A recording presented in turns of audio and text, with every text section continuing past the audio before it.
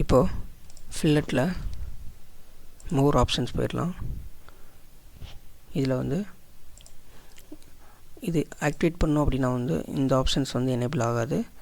So இதை வந்து எடுத்து விட்டுலாம். எட்ஜஸ் டு கீப் இந்த ஆப்ஷன் நம்ம பார்க்க போகிறோம். இப்போ வந்து மினிமலாக வச்சுக்கலாம். இதுக்கு வந்து நம்ம ஃபில்லட் வந்து க்ரியேட் பண்ணலாம். ஸோ இந்த எட்ஜ் வரைக்கும் வந்து நமக்கு ஃபில்லட் வந்து க்ரியேட் ஆகிடுச்சு. ஸோ இன்கேஸ் நமக்கு வந்து வேல்யூ அதிகமாக கொடுக்குறோம். இப்போ பார்த்தீங்கன்னா இந்த எட்ஜ் வந்து பார்த்தீங்க அப்படின்னா வந்து கொஞ்சம் கர்வேச்சராக மாறிடுச்சு. ஸோ நமக்கு ஃபில்லட் அதிகமாக வரணும் எல்லா சைடுமே. ஆனால் இந்த எட்ஜ் வந்து ஸ்ட்ரைட்டாக தான் இருக்கணும் அப்படின்னா